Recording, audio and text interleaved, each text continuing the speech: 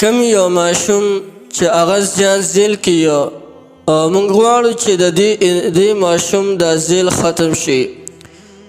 یعنی هر وخت یو ماشوم جاړي نو دې ته د ماشوم زیل وایي. دا به څنګه ختمو؟ نو دا تعویض درته ویم، دا درته ورو ورو ویم، تاسې ځان سره لیکئ. دا تعویض ولیکئ او د ماشوم په غاړه کې واچوئ. انشاءالله چې دې نه پس به ماشوم چرې هم ونه جاړي، یا خو عامه جاړي لیکن زیل به ونه کړي. تعویض دا دی: بسم الله الرحمن الرحیم هذا یوم لا ینطقون. بسم الله الرحمن الرحیم وخشعت الاصوات للرحمن. بسم الله الرحمن الرحیم اليوم نختم على افواههم.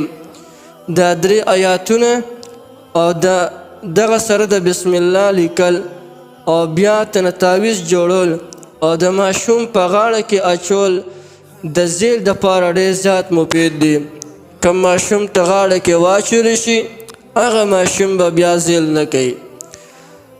یو عمل.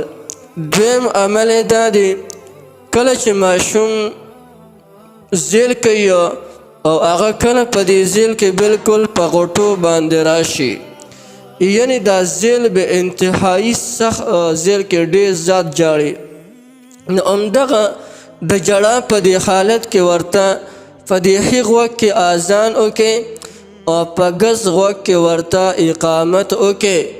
انشاءالله چې الله جل جلاله به ښه کړي. او که یو ځل باندې ښه نه شو نو په دویم ځل یې ورته وکړي، دویم ځل باندې به الله جل جلاله ښه کړي. او دا ډېر زیات مجرب عملونه دي، نو هر چا ته د دې اجازت دی دا کولی شي. د چا هم ماشومان جاړي نو هغوی ورته دغه تعویض هم لیکلی شي، اجازت ورته شته، او هغوی ورته په ښي غوږ کې اذان او په ګس غوږ کې اقامت هم کولی شي.